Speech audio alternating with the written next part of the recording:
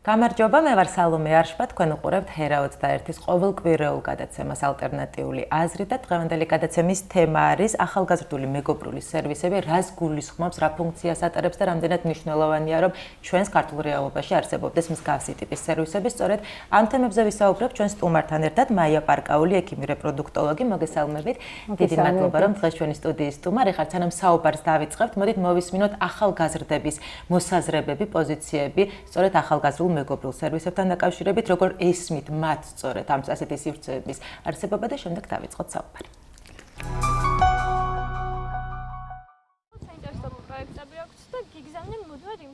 საქართველოში ნამდვილად ძალიან დიდი საჭიროება არსებობს ასეთი სერვისების, რადგან ელემენტარული არ არსებობს ადგილი, სადაც შეიძლება მიხვიდე და მიიღო განათლება, ანუ დახმარება, ვთქვათ, მიიღო კონტრაცეპტივებზე განათლება, ანუ ყველაზე უკიდურეს შემთხვევაში აბორტზე, ან ისეთ შემთხვევებში, როდესაც ახალგაზრდებმა არ იციან თუ როგორ დაიცვან თავი და განათლებულები არ არიან რეპროდუქციულ ჯანმრთელობაზე და ძალიან დიდი პრობლემა არსებობს ქვეყანაში. საქართველოში სამწუხაროდ მსგავსი სერვისები არ არსებობს, რომლებიც ახალგაზრდებს ამ განათლებას აწვდიან, რაც არის რა თქმა უნდა ძალიან ცუდი, თუმცა მე პირადად ვიცნობ რამოდენიმე არასამთავრობო ორგანიზაცია, საიდანაც მსგავსი განათლების მიღება არის შესაძლებელი. მე პირადად ვიყავი self-ბანაკში, ეს არის გოგონათა ბანაკში და საქართველოში ალბათ გოგონათა ბანაკში ხდება უფრო ასეთი განათლების მიწოდება, სადაც ყავდა ტრენერები, რომლებიც კომპეტენტურნი იყვნენ ამ საკითხში და საკმაოდ მაღალკვალიფიციური ტრენინგები ჩაგვეტარეს ამ თემებთან დაკავშირებით და ეს ძალიან სიახლე იყო ჩემთვის ამ თემებზე საუბარი და ბევრი რამე თვითონაც აღმოვაჩინე ამ თემებთან დაკავშირებით. მე მაგალითად იმ უმრავლესობის წარმომადგენელი ვარ, რომელსაც არანაირი ინფორმაცია არ გააჩნია ახალგაზრდული მეგობრული სერვისების არსებობის შესახებ საქართველოში და ზოგადად საზღვარგარეთაც. ვფიქრობ ძალიან კარგი იქნებოდა, რომ ასეთი სივრცეები და სერვისები არსებობდნენ, რადგან ახალგაზრდებს შეეძლებათ მივიდნენ სრულისამებრ და მიიღონ ის ინფორმაცია, რომელსაც მაგალითად ვერ იღებენ მშობლებისგან და ვერ იღებენ სკოლაში მიღებული განათლებისგან. ქალბატონო მაია, საუბარი ალბათ მან დავიწყოთ იმით და თქვენგან გვაინტერესებს, რა სპეციფიკური სერვისები სჭირდებათ ახალგაზრდებს და რა სერვისებია მათთვის მნიშვნელოვანი და რაც მთავარია საჭირო. მოგესალმებით კიდევ ერთხელ. აღვნიშნავ იმას, რომ ახალგაზრდები არის საზოგადოების განსაკუთრებული ნაწილი, რომელთაც განსაკუთრებით კონფიდენციალურ გარემოში ჭირდებათ ისეთი სერვისების მიწოდა, რაზეც ხმამაღლა არ საუბრობენ. და ჩვენ ვცდილობთ ჩვენი ორგანიზაცია, რომ ასეთი სერვისების შექმნით, ასეთი სერვისის შექმნით მივაწოდოთ კვალიფიციური, სწორი ინფორმაცია, ეს იქნება სქესობრივი გზით გადამდები ინფექციების შესახებ, ოჯახის დაგეგმვის მეთოდების შესახებ, თუ იმ ასე ვთქვათ ელემენტარული ცოდნა, რასაც უნდა ითვალისწინებდეს ყველა ახალგაზრდა, ну, რა თქმა უნდა, ყველა ასაკობრივი ჯგუფი, მაგრამ ახალგაზრდებისთვის მე ხას ვუსვავ, ეს იმიტომ არის ყველაზე სათუთი და მტკივნეული, რომ მათ არ აქვთ განცდა კონფიდენციალობის. ანუ ჩვენ გვქონდა ბევრი, ასე ვთქვათ, საგანმანათლებლო საუბრები რეგიონში და როცა მე სვავდი კითხვას ახალგაზრდებთან შეხვედრის დროს, რომ აი მაგალითად თქვენ თუ ჩავარდით რაიმე უხერხულ სიტუაციაში, მაგალითად არის დაუგეგმავი ორსულობა, ან რამე სქესობრივი გზით გადამდები ინფექცია, ვის მიმართავთ? ყველა ცალსახად ამბობდა, რომ ადგილობრივ კადრს არასდროს არ მიმართავს, იმიტომ რომ მათ ჰქონდათ შიში, ასე ვთქვათ, ანონიმურობის და კონფიდენციალობის დაცვის. ანუ ერთ-ერთი მთავარი ფუნქცია, ასე ვთქვათ, მსგავსი ტიპის მეგობრული ახალგაზრდული სერვისების არის ის, რომ ანონიმურობა არის მაქსიმალურად დაცული და ახალგაზრდას არ ეშინია, რომ მისი პრობლემით წავიდეს და გამოკვლევა ჩაიტეროს თუნდაც, ხო? დიახ. ანუ გარდა იმისა, რომ არის ანონიმურობა დაცული, აქ ვაწვდით კვალიფიციური ინფორმაციას. ანუ ის ინფორმაციას არ იღებს ჩვეულებრივი, ასე ვთქვათ, ადამიანისგან, რომელმაც შეიძლება სულ სხვა მიმართულება მისცეს მის, ასე ვთქვათ, ბჭყალებში გასაჭერს.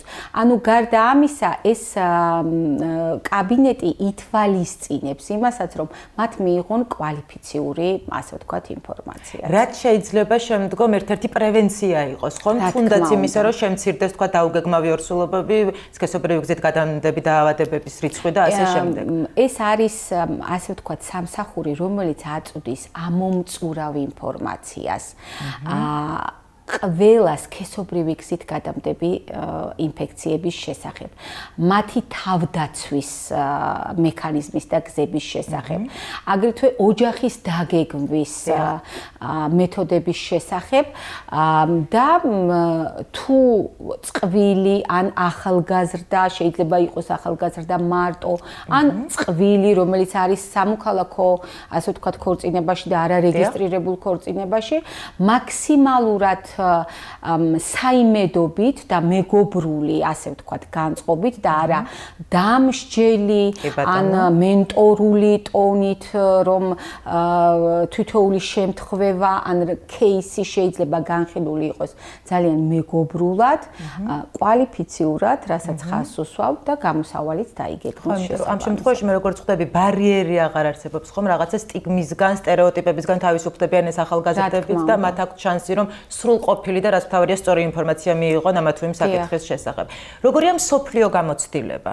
ეს არის საინტერესო და რა კონკრეტულ შედეგებზე შეგვიძლია ვისაუბროთ? ჩვენთან ჯერ როგორც ხვდები რაღაც ახალფეხადგმულივით არის ხო მსგავსი ტიპის სერვისები და ალბათ შედეგებზე ძალიან რთული იქნება საუბარი, თუმცა ამ შემთხვევაში მსოფლიო პრაქტიკა გამოგვადგება. სწორედ მსოფლიო პრაქტიკის გამოცდილებით შეიქმნა, ასე ვთქვათ, ეს სერვისები საქართველოში. გარდა იმისა, რომ მიიღებს რეპროდუქტოლოგისგან, ასე ვთქვათ, კვალიფიციურ ინფორმაციას, თვითონ ეს ადამიანი ხდება უკვე გამავრცელებელიც ამ ინფორმაციის, სწორი, რომ მიაწოდოს თავის თანატოლს ინფორმაცია, რომ აი თქვენ აქ კი არ უნდა წახვიდეთ, ან სიტყვაზე ვთქვათ, იმას კი არ კითხოთ, ამისთვის არსებობს ეს სერვისი და აი ამის გამოც არის. მთელი მსოფლიო, ასე ვთქვათ, ევროპული ქვეყნების გამოცდილებით არის ეს გადმოღებული ჩვენს ქვეყანაში, მათი ასე ვთქვათ, ფინანსებით და ყველაფრით მოხდა საგანმანათლებლო და AST მუშაობის ჩატარება, რომ ეს სერვისები შეიქმნას საქართველოში. ალბათ გარკვეულწილად ქართულ რეალობას მორგებული უნდა იყოს, ხომ? რამდენად არის გამართლებული ზუსტად იმ მოდელის გადმოტანა, რომელიც ევროპის სხვადასხვა ქვეყანაში გვხვდება. იცით რა არის? იმდენად აპრობირებულია, რომ ყველას შეიძლება ითქვას, რომ დღევანდელი სივრცე ეს აღარ არის ძველი დრო, როცა რაღაცა ტრანსპორტირების და თვეობით გადაადგილების და ინფორმაციის გავრცელების პრობლემა იყო. დღევანდელი სივრცე ინფორმაციულობის თვალსაზრისით შეიძლება აღვიქვათ, რომ შეიძლება ჩვენი ტრადიციული და ასე ვთქვათ, ადგილობრივი კულტურა ზეგავლენას ახდენს ამა თუ იმ სოფლმხედველობაზე, მაგრამ მაინც მინდა ვთქვა, რომ ახალგაზრდა ადამიანი უკვე მსოფლიოს და ასე ვთქვათ, თანამედროვე მასშტაბით ყველა ერთნაირად აზროვნებენ თითქმის. მათ აქვთ ინფორმაციის ერთნაირი წდომა, ინტერნეტ სივრცეა, ეს ყველაფერი არის განსხვავება, რამდენად იღებენ ქართველი ახალგაზრდები იმ ინფორმაციას, რომელიც ყველასთვის თანაბრად ხელმისაწვდომია. იცით რა არის ეს ინფორმატიულობა მათი, რომ ასეთი სერვისი არსებობს.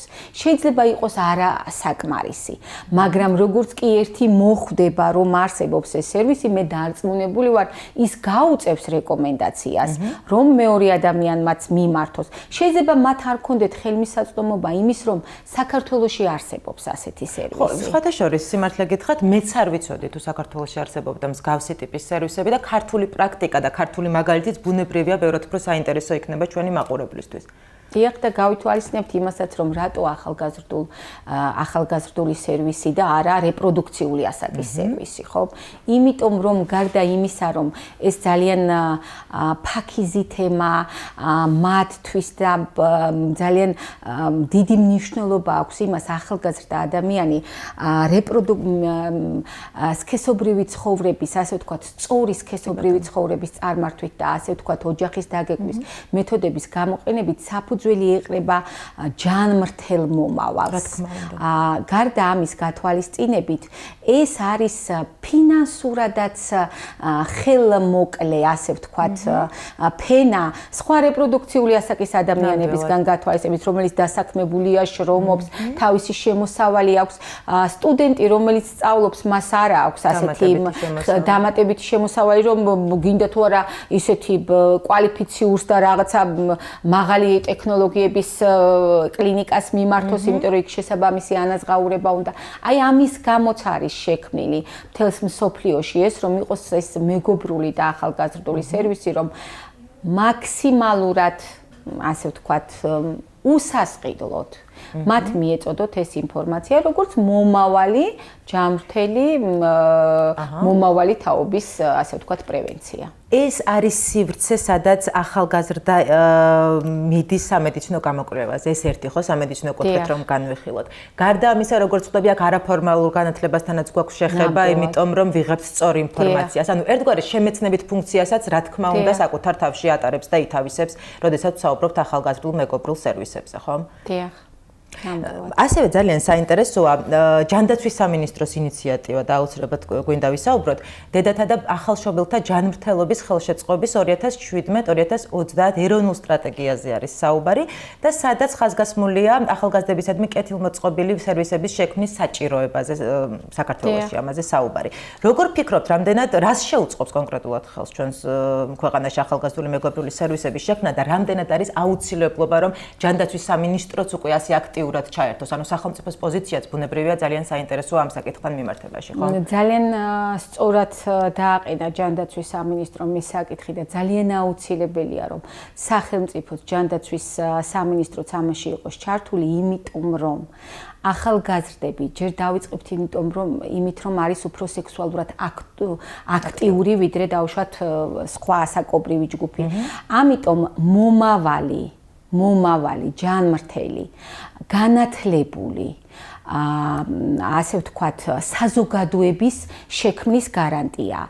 იმიტომ რომ თუ ახალგაზრდამ არ იცის როგორ დაიცვას არასასურველი ორსულობისგან თავი და ეს არასასურველი ორსულობა შეიძლება გახდეს აბორტის მიზეზი, შეიძლება გახდეს ქორწინების მიზეზიც.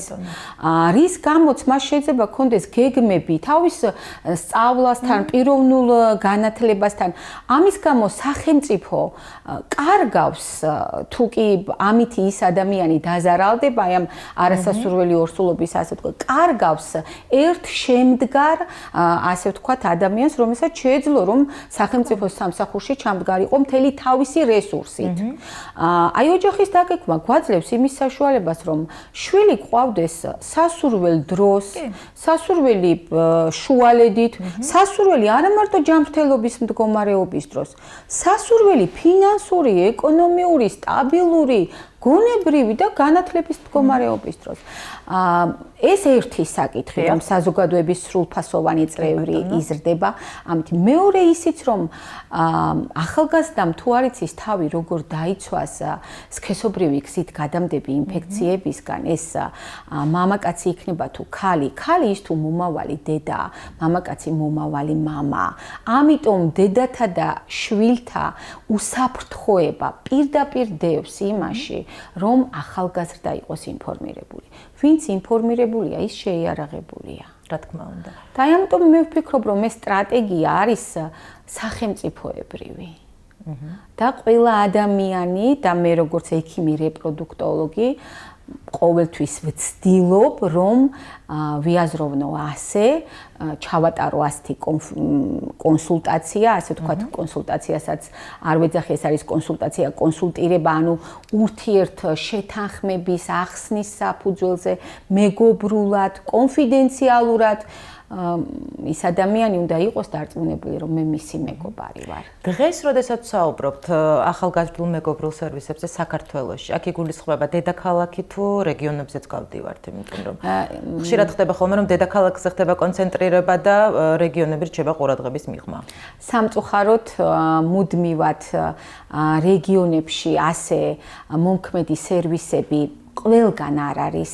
არის გარკვეულ ადგილებში, სადაც რეპროდუქტოლოგი არის გადამზადებული ამისათვის ჩვენს მიერ განსაკუთრებით მოწყვლადი ჯგუფები, სადაც არის მაგალითად იძულებით ჩასახლებული, გადაადგილებული პირები, ან კიდევ სამცხე-ჯავახეთის რეგიონში. სხვა შორის ძალიან კარგად მუშაობს სამცხე-ჯავახეთის რეგიონში ეს რეპროდუქტოლოგიური, ასე ვთქვათ, სერვისი, მაგრამ არ არის ხელმისაწვდომი ქვეყნის ყველა წერტილში. რა არის, რაზეა დამოკიდებული, რომ უფრო მეტად გავრცელდეს და მართლა ყველასთვის ხელმისაწვდომი იყოს? კადრი. რომლის დეფიციტია? რომლის დეფიციტიც არის რეგიონებში, ანუ ყველა ადგილზე მე ამ კადრის სპეციფიური გადამზადება, ექიმი, რეპროდუქტოლოგი განსხვავდება თავისი არსით ჩვეულებრივი მიან გინეკოლოგისგან. ამიტომ რეპროდუქციული სამსახური არ არის ყველგან ხელმისაწვდომი.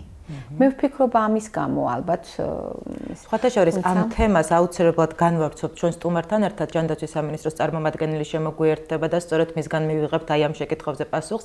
ძალიან დიდი მადლობა თქვენ სტუდიაში მობრძანებისთვის. ასეთი საინტერესო საუბრისთვის. მოდი შევისვენოთ სულ რამდენიმე წამით და განვაგრძოთ შემდეგ გადაცემა.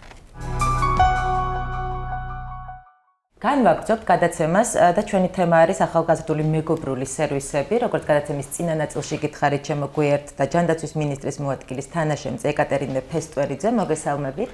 დიდი მადლობა სტუდიაში მობრძანებისთვის. ჩვენ პრინციპში წინა სტუმართან ერთად გარკვეულწილად ვისაუბრეთ ჯანდაცვის სამინისტროს დედათა და ახალშობილთა ჯანმრთელობის ხელშეწყობის სტრატეგიაზე, რომელიც მოიცავს 2017-2020 წელს და სადაც ინიცირებულია, ასე ვთქვათ, სწორედ ახალგაზრდული მეგობრული სერვისების შექმნა ჩვენს ტერიტორიაზე, საქართველოში და აი ამ ინიციატივის მხარდაჭერა. პირველ რიგში გვაინტერესებს, რას გეგმავს ჯანდაცვის სამინისტრო აი ამ მიმართულებით. დიახ, მინდა აღვნიშნო, რომ ზოგადად მსოფლიოში ახალგაზრდებისადმი კეთილგანწყობილი სერვისების შექმნა ძალიან დიდი ყურადღება ენიჭება მთელი მსოფლიოს მასშტაბით, უკანასკნელი განსაკუთრებით 10 წლების განმავლობაში, იმიტომ რომ ამაში ალბათ ალოგიკურიც არაფერია, ვინაიდან ახალგაზრდები ეს არის ნებისმიერ საზოგადოების დასაყრდენი, იმიტომ რომ მათზე ეყრდნობა მომავალი ქვეყნის კეთილდღეობა, პრინციპში ახალგაზრდებზეა დამოკიდებული. შესაბამისად, ამ ახალგაზრდების პერიოდში ჩადებულ ინვესტიცია და მათ ჯანმრთელობის და კეთილდღეობას ჩადებული ინვესტიცია ყოველთვის ათმაგ დივიდენდს იძლევა და ბუნებრივია, ამიტომაც არის მიმართული ზოგადად მთელი მსოფლიო და წამყვანი ქვეყნები იმისკენ, რომ რაც შეიძლება უკეთ უზრუნველყონ ახალგაზრდების ჯანმრთელობა. ამ მიმართულებით სამწუხაროდ საქართველოში შედარებით უგულებელყოფილი იყო ეს თემატიკები, ვინაიდან ზოგადად განსაკუთრებით რაც ეხება რეპროდუქციულ ჯანმრთელობას, ეს თემები ძალიან სენსიტიური იყო ზოგადად საზოგადოებისთვის, გარკვეულად ტაბუდადებული თემაც იყო ნამდვილად და მე პირადად ამ მოსაზრებას არ ვეთანხმები, როგორც ზოგადად ჯანდაცვის, ასე ვთქვათ, საზოგადოებრივი ჯანდაცვის სპეციალისტი, ასევე როგორც დედა ორი შვილის, რომელსაც აი ახალგაზრდობის პერიოდში მყავს ზუსტად შვილები და იმიტომ რომ ის მოსაზრება, რის გამოც ხდებოდა, რის გამოც იყო ეს სენსიტიური და ტაბუდადებული თემა, რომ ნებისმიერი საუბარი რეპროდუქციულ ჯანმრთელობაზე განათლება ახალგაზრდების გარკვეულწილად პროვოცირებას უწევს ადრეული და უშუალოდ სქესობრივი ცხოვრების დაწყებას, ეს არის აბსოლუტურად არასწორი და არანაირ საფუძველს არ ემყარება, ვინაიდან ის ინტერესი, რაც რატო ვაწოდით ინფორმაციას, რატო არის საჭირო განათლება, იმიტომ რომ ინტერესი არის ახალგაზრდებში, ხო? ეს ინტერესი არის აბსოლუტურად ფიზიოლოგიური და აბსოლუტურად ბუნებრივი და ჩვენ თუ არ მივაწოდით სწორ კომპეტენტურ ინფორმაციას, ისინი მაინც მიიღებენ ინფორმაციას და მიიღებენ ინფორმაციას არასარწმუნო, არასანდო წყაროთი, ხშირად თავის მეგობრებით, თავის კოლეგებით, მეზობლებით, შეიძლება ინტერნეტ საიტებით, რომელიც ძალიან ცუდი და დამახინჯებული ამ თემას აღარ გავაღვიოთ, რა სახის და რა ხარისხის ინფორმაციას ისინი იღებენ. ამიტომ რომ შევადაროთ იმას, რა უმჯობესია, რომ ჩვენ სწორი პროფესიული მაღალხარისხიანი ინფორმაცია მივაწოდოთ და შესაბამისი განათლება, რომ შემდგომში დავიცვათ მათი ჯანმრთელობა ესაა უკეთესი თუ სირაქლემას პოზიცია გქონდეს, რომ ეხლა ჩვენ თუ ამ თემებზე არ ვისაუბროთ, მაშინ ისინი გადადებენ სქესობრივ ცხოვრების დაწყებას, გადაავადებენ. ეს ანუ სამინისტროს აქვს ერთგვარი კვლევა, რა მდგომარეობა ამ მხრივ ახალგაზრდებში, რამდენად რთულია მათთვის, თუნდაც საკუთარი პრობლემებით მისვლა ექიმთან და ასე შემდეგ, რა ბარიერებს აწყდებიან და ალბათ სწორედ ამ სურათის დახატვის შემდეგ ახთა აუცილებლობა სამინისტროს რაიმე კვლევა საერთოდ ვინაიდან ისე ვიმეორებ, რომ ეს თემა არ იყო ზოგადად პრიორიტეტული ქვეყანაში, იგივე საზოგადოებაში იმ მოსაზრებებიდან, რაც ძირითადად მუსიტებდა. ამიტომ კვლევებით შესაბამისად უფრო ნაკლებია, ვიდრე ნებისმიერ სხვა კვლევაში. თუმცა რეპროდუქციული ჯანმრთელობის კვლევა ტარდება ქვეყანაში 5 წელიწადში ერთხელ, 3 ტალღა უკვე ამ ძალიან ვრცელი კვლევის ჩატარებულია და ის იძლევა საშუალებას, რომ შევაფასოთ, რამდენად ახალგაზრდები ინფორმირებულები არიან იმ რეპროდუქციული ჯანმრთელობის ძირითად საკითხებზე, რაც წესით უნდა იყვნენ. ხო, შედეგები არ არის სასურველი, რა თქმა უნდა, გაცილებით ჩამორჩება შეიძლება სხვა ევროპულ ქვეყნებს. გარდა ამისა, მნიშვნელოვანი არის ასევე ადრეული ქორწინება და ადრეული ორსულობა. საქართველოში შობადობის მაჩვენებელი 15-დან 19 წლამდე გოგონებში არის საკმაოდ მაღალი. 10 ჯერ შეიძლება ითქვას აღემატება. ჩვენთან 2000 წელს იყო 38 და 8 თუ არ ვცდები და 2015 წელს ეს უკვე 59 გახდა, მაშინ როცა ევროპის ქვეყნებში 5 და მაქსიმუმ 10-მდე არის 1000 ახალგაზრდა გოგონაზე მაჩვენებელი. რაც იმას მიუთითებს, რომ არ იცის მოსახლეობამ, არ იცის ახალგაზრდებს, არ აქვთ ინფორმაცია თუ რა რისკთან შეიძლება იყოს დაკავშირებული იგივე ადრეულ ასაკში ორსულობა. და ეს ის სივრცეა სწორედ ახალგაზრდულ მეგობრულ სერვისებზე ვსაუბრობ, სადაც სწორედ აი ამ ყველა შეკითხვაზე ახალგაზრდა აუცილებლად უნდა მიიღოს ინფორმაცია. ანუ მთავარი, ეხლა თუ დაუბრუნდებით ისევ სტრატეგიას, ანუ სტრატეგიის ჯერ უპირველეს ყოვლისა ეს ნამდვილად დიდი შედეგი და მიღწევა არის ის, რომ დაიდო გრძელვადიანი სტრატეგია ქვეყანაში, ახალშობილთა ჯანმრთელობის ხელშეწყობის 2017-2020, რომელიც იმ ძირითად მიმართულებებს მოიცავს ყველა, რაც უზრუნველყოფს დედის და ახალშობილის ჯანმრთელობას და ამცირებს მათ ავადობასა და სიკვდილობას. და ამ სამი ძირითადი მიმართულებისგან შედგება ეს სტრატეგია. ერთ-ერთი არის დედა და ახალშობილთა ჯანმრთელობა, მეორე არის ოჯახის დაგეგმა და მესამე არის სწორედ ახალგაზრდების რეპროდუქციული ჯანმრთელობის ხელშეწყობა. და აი ეს მიმართულება თვითონ ახალგაზრდების რეპროდუქციული ჯანმრთელობის ხელშეწყობა შეიცავს ორ დიდ ამოცანას. პირველი ამოცანა ეს არის განათლების და ინფორმირებულობის გაზრდა ახალგაზრდებში რეპროდუქციულ ჯანმრთელებასთან დაკავშირებულ საკითხებში იმ მიზეზების და გამო, რაზეც უკვე ვისაუბრე. ამის მიღწევა როგორ არის შესაძლებელი? უპირველეს ყოვლისა საგანმანათლებლო ისევ სტრუქტურები, ანუ ეს არ არის მხოლოდ ჯანდაცვის სამინისტროს პრეროგატივა. აქ ძალიან მნიშვნელოვანია, რომ მოხდეს უწყებათა შორისი თანამშრომლობა და ალბათ ლოკომოტივი ამ დარგში უნდა იყოს განათლების სამინისტრო, ბუნებრივია, თუმცა ექსპორტის და ახალგაზრდობის სამინისტრო, ჯანდაცვის სამინისტრო და კიდევ ყველა ის უწყება, რომელიც მეტნაკლებად კავშირში აუცილებლად უნდა ჩაერთოს და ეს უნდა იყოს რაღაც კომპლექსური მულტიდისციპლინარული არსებობს ეს კომპლექსური მუშაობა. რა არის ეს სტრატეგიაში გაწერილი, ანუ აქამდე არ იყო ეს და დიდი მეც ვიტოვებთ, რომ ეს მომავალში გაკეთდება. იგივე სასწავლო პროგრამებში ინტეგრირება მოდულის რეპროდუქციული ჯანმრთელობის, რომელიც მოიცავს და ხაზი მინდა გაუსვა აუცილებლად, ეს არის ასაკის შესაბამისი რეპროდუქციული განათლება. ანუ ამას ძალიან დიდი მნიშვნელობა აქვს, რომ ახალგაზრდა მიიღოს მისი ასაკისთვის რა არის შესაბამისი. ეს არც დააფრთხობს, არც მშობლებს. ანუ ზუსტად იმ დოზით და იმ რაოდენობის ინფორმაცია უნდა მიიღოს, რაც საჭიროა მისი ასაკისთვის. ანუ ახალგაზრდები უნდა შეხვდნენ და ბავშვები მithunაც ახალგაზრდები უნდა შეხვდნენ სწორად იმ პერიოდს, იმ ცვლილებებს, რაც ახასიათებთ მათ ზუსტად ამ პერიოდში და ვიცი ჩვენ ძალიან პუბერტატულ პერიოდში იწყება ძალიან მნიშვნელოვანი ცვლილებები, ფიზიკური, ემოციური, ფსიქოლოგიური და ამ ცვლილებების შეხვედრა სათანადო ძალიან მნიშვნელოვანია იმისთვის, რომ წარმატებულად გაიაროს ეს პერიოდი. შემთხვევაში ძალიან მტკივნეულად გადის სწორედ ეს პერიოდი. ძალიან მტკივნეულად, თუნდაც ის ცვლილებები რას უნდა ელოდოს თუ გოგო თუ ბიჭი, აი ამ პერიოდიდან ეს აუცილებლად უნდა იცოდეს და შესაბამისად, ანუ ეს უნდა ხდებოდეს სკოლებში, ეს უნდა ხდებოდეს ოჯახებში, მშობლების ინფორმირება ძალიან მნიშვნელოვანია, რომ სწორად მიაწოდონ დამოკიდებულება რო ქონდეთ სწორი ამ საკითხისადმი და არ უნდა იყოს ისევ ვიმეორებ და ეს სირაქლემოს პოზიცია. და აი ამ ყველაფერს რა თქმა უნდა ეხმარება ახალგაზრდული მეგობრული კეთილგანწყობილი სერვისები. მე მაინტერესებს სოფლიო პრაქტიკა რამდენად გამოგვადგება ჩვენ. დიახ, ანუ სოფლიოში ძალიან ბევრ ქვეყანაში მე თვითონაც მინახავს და არის ნამდვილად აი ესეთი ახალგაზრდული ცენტრები, რომელთაც აქვთ სხვადასხვა დანიშნულება.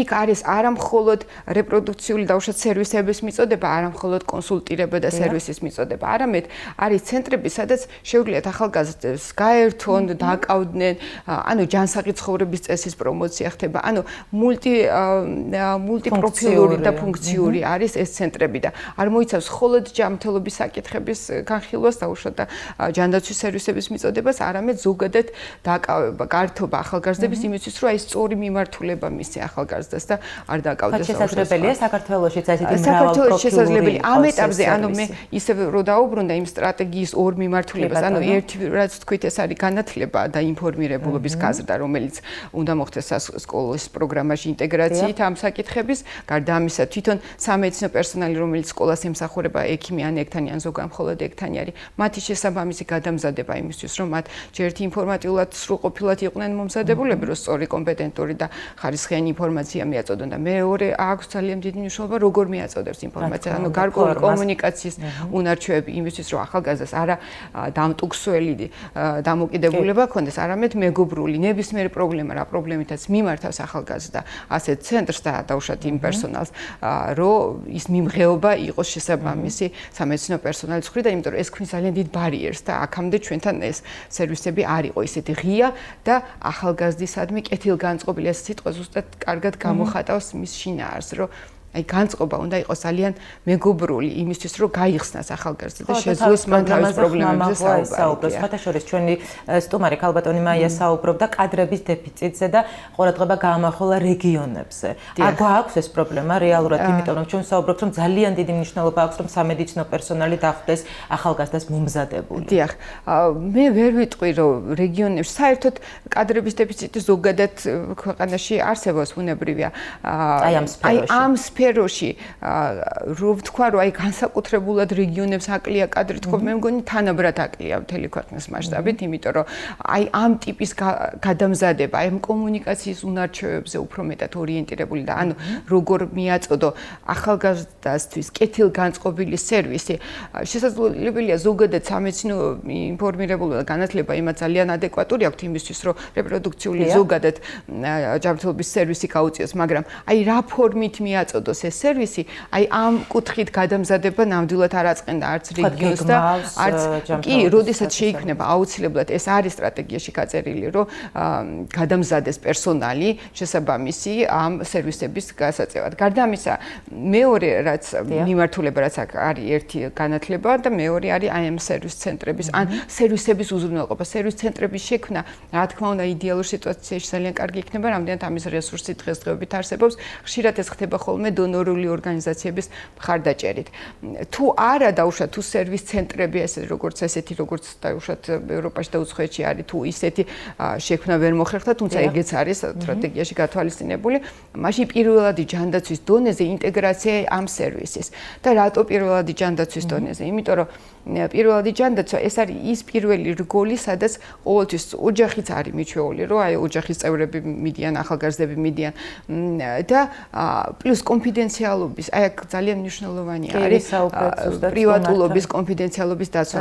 მაშინ როდესაც ახალგაზრდა მივა პირველად ჯანდაცვის ცენტრში, იქ არავის არ გაუჩნდება კითხვა, რომ აი რატომ მივიდა, იმიტომ რომ ეს ჩვეული ამბავია, მიდის, ანუ რა პრობლემით მიდის იქ, უფრო მეტი ალბათობა და შესაძლებლობა არის, რომ დაიცვას ეს კონფიდენციალობა და ამიტომ პირველადი ამ ეტაპზე ვფიქრობთ, რომ აი პირველადი ჯანდაცვის რგოლის სპეციალისტების გადამზადება ამ კუთხით, აი სწორედ მათ რო გაუწიონ ახალგაზრდებს აი ეს ამ ტიპის სერვისი იქნება ძალიან მნიშვნელოვანი, რომ ეს პირველი ბარიერი მოიხსნას, რომ აი გაიხსნან ახალგაზრდები და მივიდნენ. ეს გრძელვადიანი სტრატეგია უკვე იმედს იძლევა ნამდვილად, მაგრამ ყოველთვის გვინდა ხოლმე რომ რაც ფურცელზე წერია, შემდეგ რეალობად იქცეს, ხომ და ბუნებრივია, ჩემი ლოგიკურია, რომ ჩემი შეკითხვაც ეს იქნება, როდის იწყება უკვე ქმედითი ნაბიჯების გადადგმა, იმისთვის რომ დათქმულ ვადებში მოვახერხოთ ამ ყველაფრის შესრულება. დიახ, ანუ სტრატეგიას ახლავს 3-წლიანი მოქმედების გეგმა, ანუ სტრატეგია ეს არის საერთოდ ზოგადად უფრო ვრცელი და ზოგადად ზოგადი დოკუმენტი, რომელიც ზოგად მიმართულებებს ასახავს, დაუშვათ ჯანდაცვის შემთხვევაში ამ ჯანდაცვის კუთხით, მაგრამ სამოქმედო გეგმა არის კონკრეტულ ქმედებებზე რო გადავდივართ და 2017-2019 წლიდან იწყება ეს კონკრეტული გარკვეული ქმედებების დაგეგმა და ნახოთ დიდი იმედს ვიტოვებთ, რომ ეს არ დარჩება დაუშვათ სტრატეგიად ფურცელზე და ეს რეალური განხორციელება ალბათ მოსდევს ამ ყოველს. ძალიან დიდი მადლობა სასიამოვნო საუბრისთვის და სასიამოვნო ინფორმაციის მოწოდებისთვის, რაც თავარია. მადლობა თქვენ მოწვევისთვის. დასრულებულია დღევანდელი გადაცემა, ერთი კვირის გემშვიდობებით.